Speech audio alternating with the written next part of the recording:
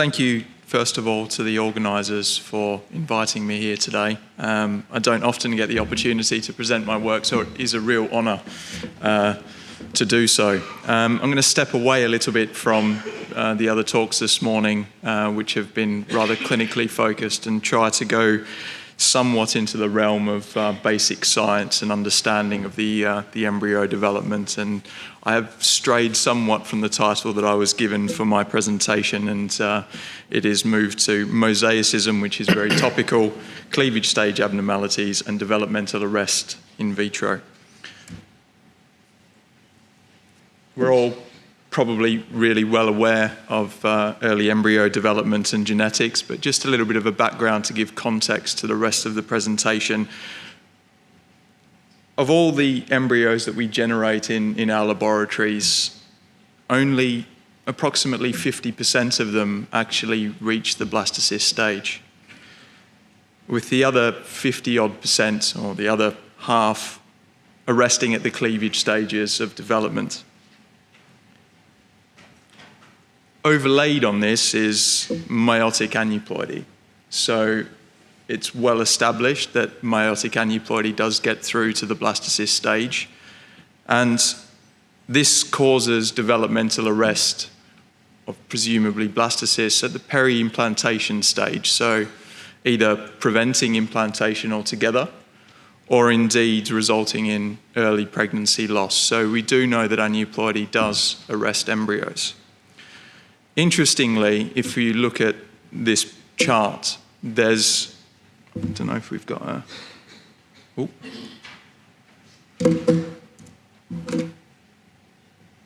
the pointer? We've only got around about 25% of all the embryos that we generate in the laboratory that are capable of resulting in a pregnancy. So what about the embryos that arrest at the cleavage stage? Well, actually, these embryos are just as aneuploids in terms of meiotic aneuploidies coming from the sperm and the egg as embryos that make it through to the blastocyst stage of development.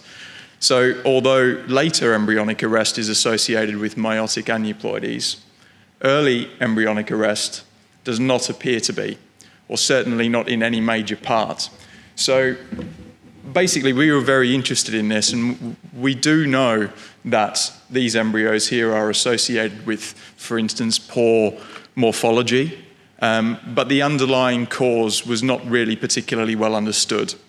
So we undertook a project to examine this in a fair degree of detail, and this culminated in this particular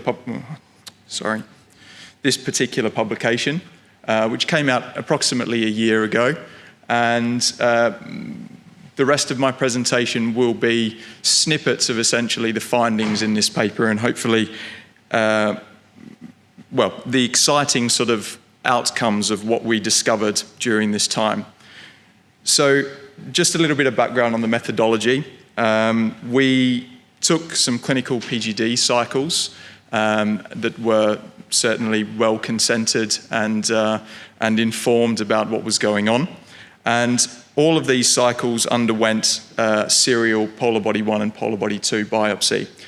This was followed by time-lapse incubation, very importantly, and also, probably quite importantly, uninterrupted blastocyst culture. Embryos that made it to the blastocyst stage were indeed biopsied again, and frozen as per a standard protocol. But importantly, for this presentation especially, all the embryos that did not reach the blastocyst stage of development and arrested at the cleavage stage were either partially or fully disaggregated, and single cells were isolated for analysis. All these samples, along with the genomic DNA from the parents, were SNP genotyped, genome-wide, and the analysis was performed. So we did extensive chromosome profiling of all the samples. Firstly, we performed myomapping, which is a technique that we published some years ago now, and it's really well established as a really powerful tool to detect meiotic aneuploidy in the embryo. And we use this as a kind of truth data, I suppose, or baseline for what we should expect in any ensuing embryo. We then moved on to the embryo samples themselves, and obviously being in a group with Professor Handyside, we can't escape carrier mapping. We performed carrier mapping on all the samples, and what this enabled us to do essentially was to fingerprint all of the embryos and all of the chromosomes within the embryos so that we had a unique identifier moving forward so that we could track the chromosomes within single cells. So when we actually applied this to the single cells, the carrier mapping data was able to detect obviously the maternal and the paternal chromosomes that you can see here, the paternal chromosomes in blue and red and the maternal chromosomes in yellow and green in each one of the cells. And we could easily detect normal copy number, loss or monosomy of both the maternal and paternal chromosomes, and loss of both chromosomes together, or nullosomy. So what's interesting at this point to say is that actually all the data in the single cells, all the chromosomes had a fingerprint that was consistent with each other, so all the fingerprints were identical across all of the cells, and indeed was consistent with what was expected, or at least on the maternal side, from the myomapping studies.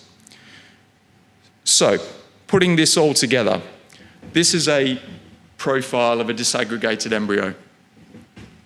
It's just one example of many. It is, as always, when you present things, probably the best. But essentially, it is quite a busy slide, so I'll try and describe what's going on. So each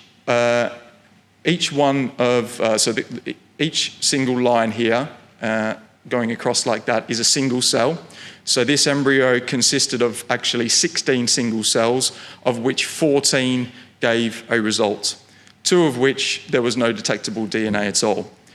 The myomapping studies revealed that we should expect, it was normal myomapping studies, and indeed we should expect that given a normal contribution from the sperm, a normal carrier type in the embryo.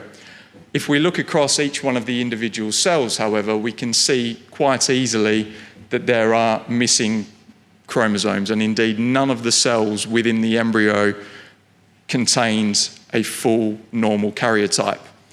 So if we look at the red and blue again, and the yellow and green as the chromosomes in each one of the cells, we can see, for instance, in this particular cell, we have no chromosomes for chromosome 2, and we have missing maternal chromosomes, for instance, in these smaller chromosomes down here. And that is consistent across all of the cells within this embryo. Now, Professor Handyside, being as keen-eyed as he is, and indeed having worked in the area before, had an inkling that this may be associated with tripolar mitosis or a tripolar spindle, so we investigated this further. Just to put a little bit of context into how this would work, so as opposed to a standard bipolar spindle where essentially the chromosomes would line up and be pulled into 2 individual cells, there's no real way that it can go wrong, I suppose. On a tripolar spindle, you have 3 spindle axes to which the chromosomes can attach, and would divide into not 2 but 3 cells.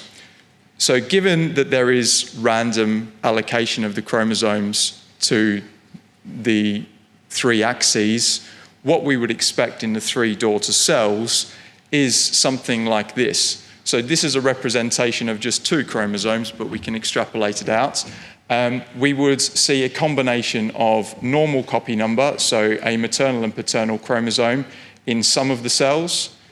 For instance, for these chromosomes in these 3 cells, we would see a combination of maternal and paternal monosomy, again here, paternal monosomy and maternal monosomy, and indeed, and probably most importantly, genome loss or nullosomy. So indeed, if we extrapolate that out to all of the chromosomes within a cell, a replicated diploid set, we're looking at 92 chromosomes. If these were to divide equally across two cells, we would expect both of the daughter cells to have a copy number of 46, normal.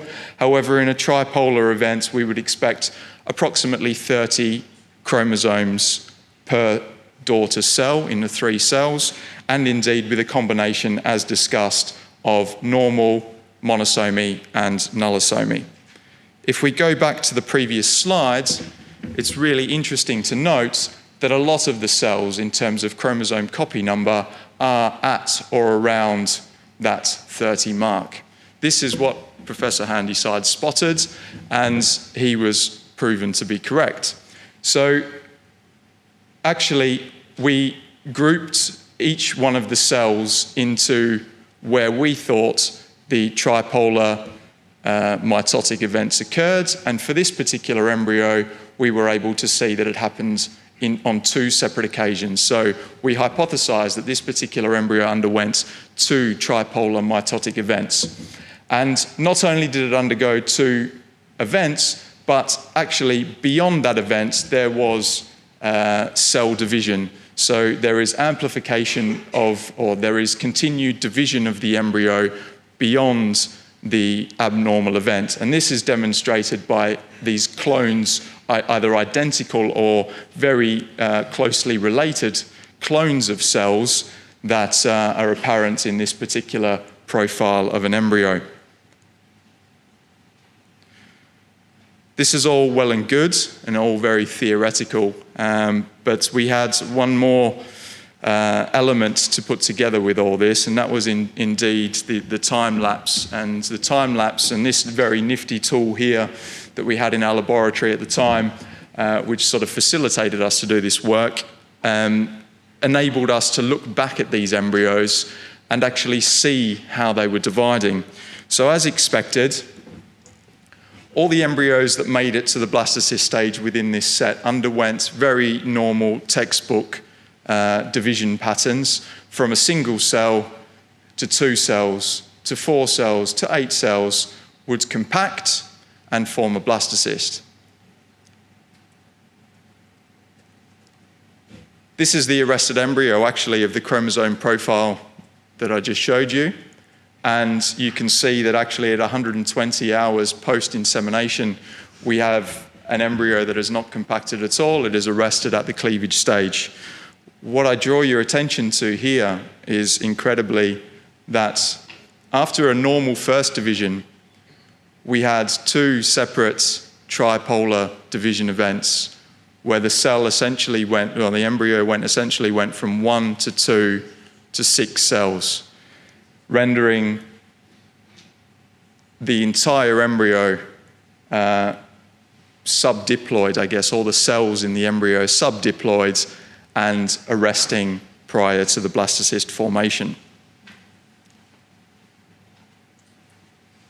Now, we hypothesized, and again, it hasn't been proven at this point in time, but I suppose there's further investigation that needed to be done, but it does seem, I suppose, that this genome loss that's occurring from these abnormal cleavages is perturbing the ability of the embryo post-genome activation to form a blastocyst structure, which actually makes sense when you think about all the embryos that we look at in the laboratory. So I can reassure you that this isn't just a single example. These are our results from all the embryos that we analysed. And I'd draw your attention firstly to the disaggregated embryos and the single cell work that we did. We tested 88 single cells, of which we had 64 where we were able to analyse them. And not unsurprisingly to us, after working this out, 85% of the cells that we were able to amplify had genome loss in the form of at least a single nullosomy.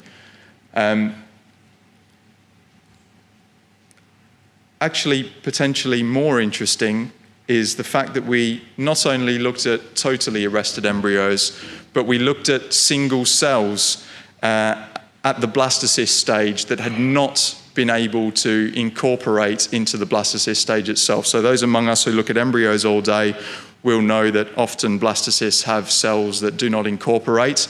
And we looked at 13 of these, of which 9 amplified, and all 9 of them had this subdiploid pattern of chromosomes and nullosomy.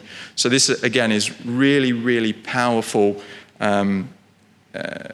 data to suggest that these subdiploid cells simply do not have sufficient genome once genome activation or embryonic genome activation kicks in to develop to the blastocyst stage.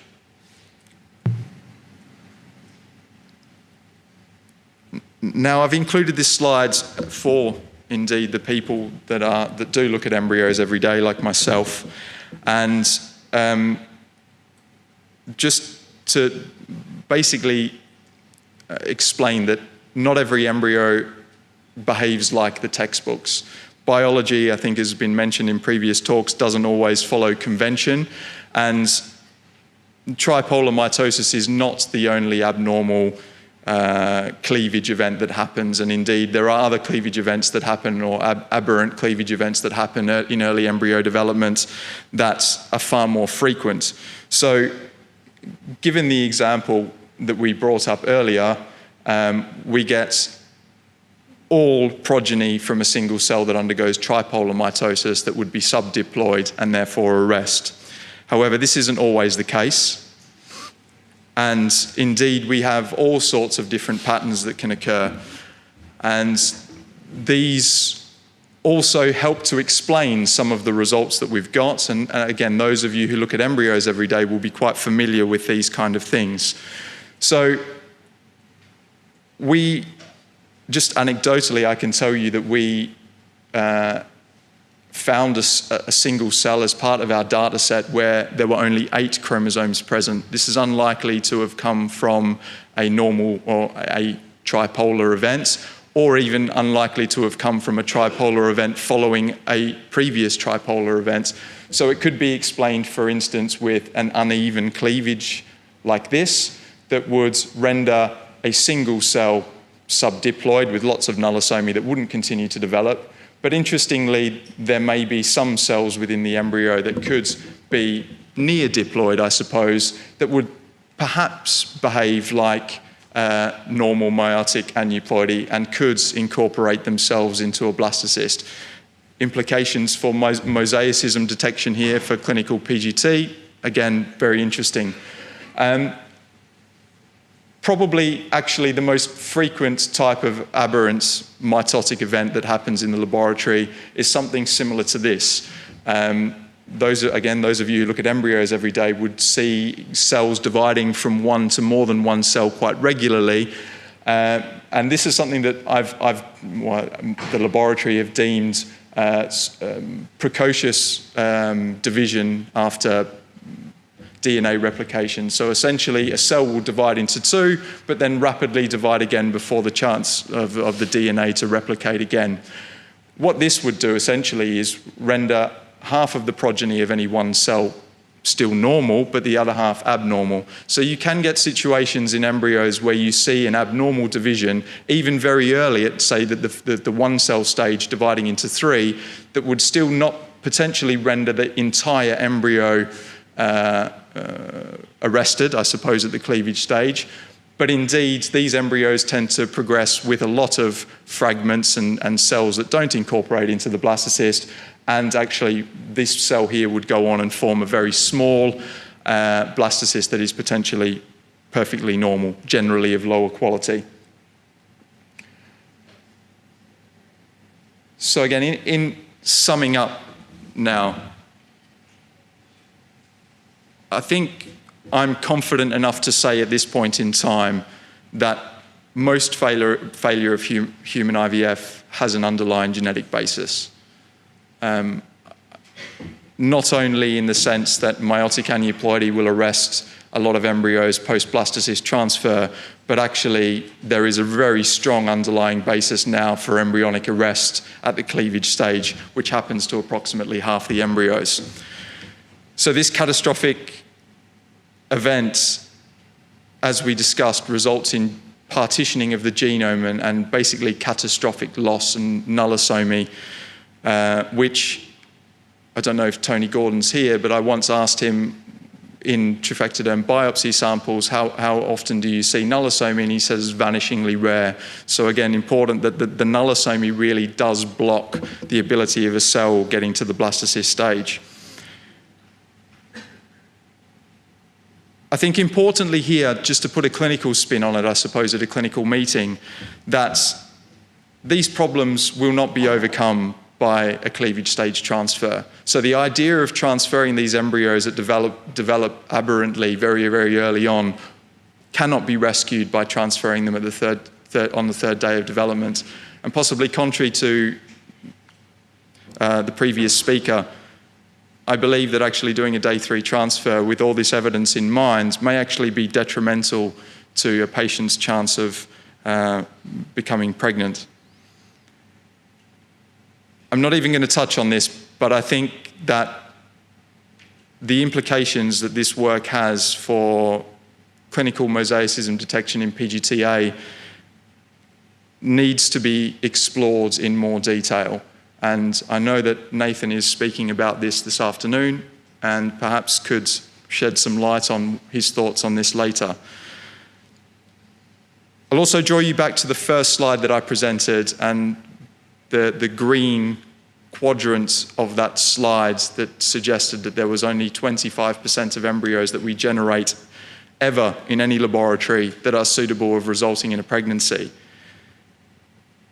The fact is that if we understand this and we can treat the embryos that arrest at the blastocyst stage of development, at the cleavage stage of development, we potentially have a tool to double the number of embryos that would be able to result in a pregnancy. And I think that that is something that should be pursued rather rigorously. I'm going to leave it there, but first of all, I'd like to thank my collaborators. So my previous place of work at the Bridge Centre, which I've recently left, the guys there, thank you very much, especially to Professor Handysides, this guy here as well, and obviously our collaborators at Cooper Genomics, who very generously funded a lot of the work that we did, and obviously my new team at the Evewell as well. Thank you.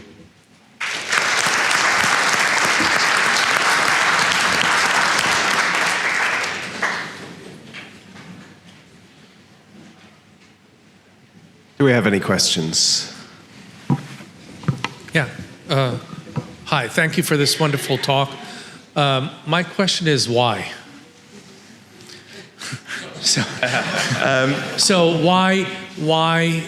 could you speculate on why these tripolar spindles occur? Has any investigation been done on the mechanism underlying this? Is it age-related? It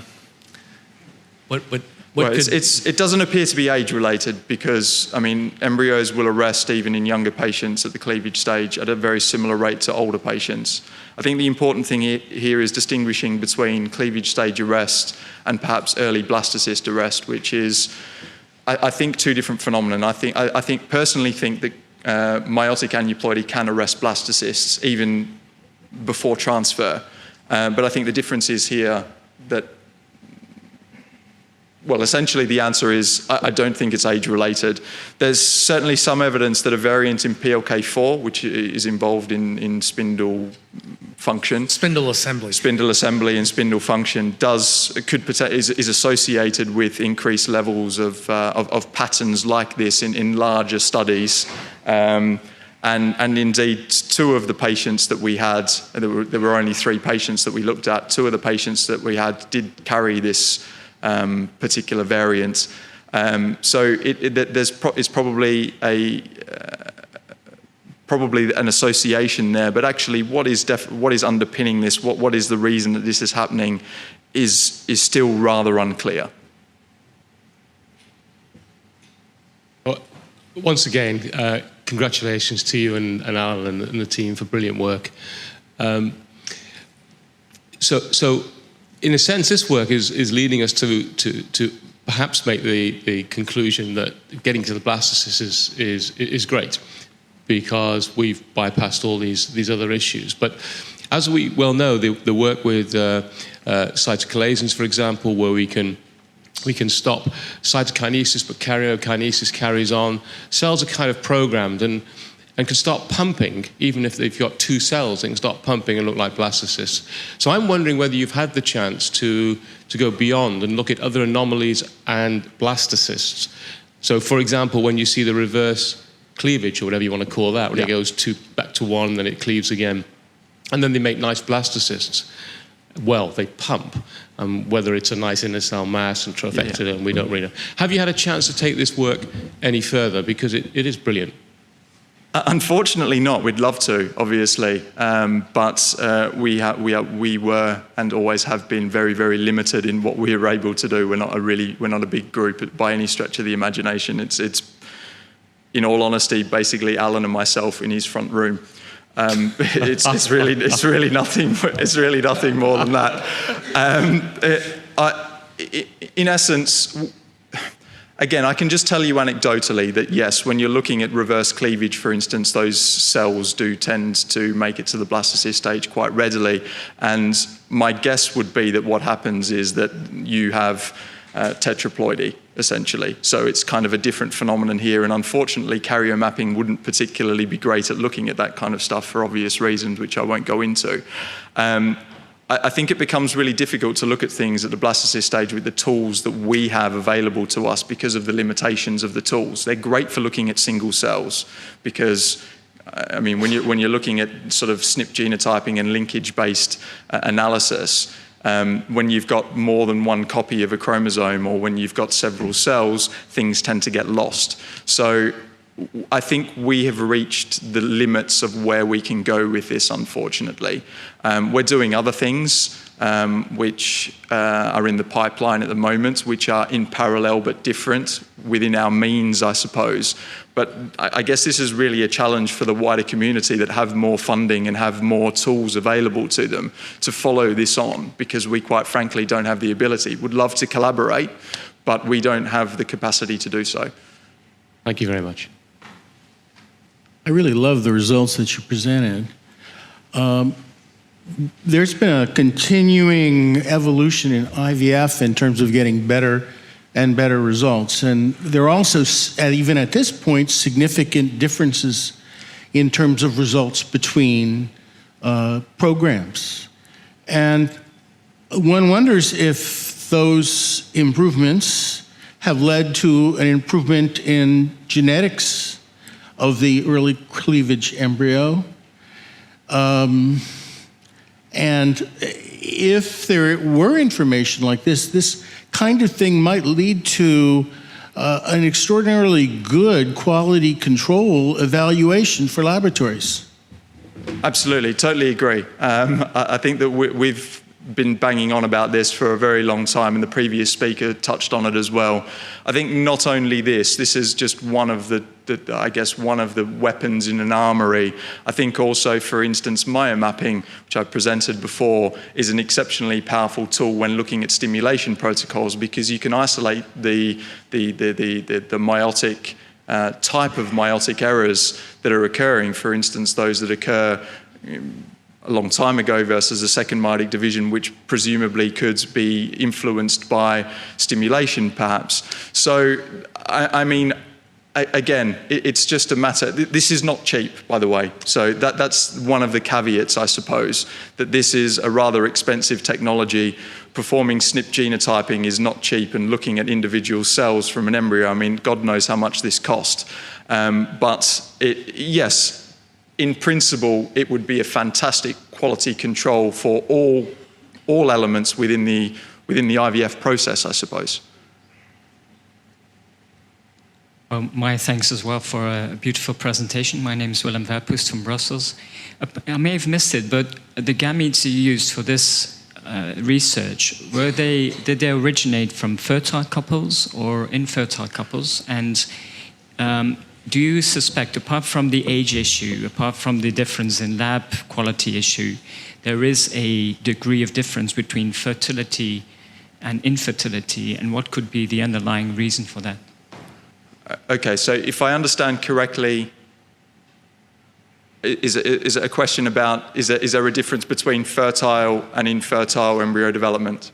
Exactly. Okay, so the patients that we looked at here were a combination of, again, as I said, there was only 3 patients. There was one patient that had a monogenic disorder, very young patient, and there were 2 patients who we did PGS for, so they were older patients. My sense is that there is probably no difference between fertile and infertile couples.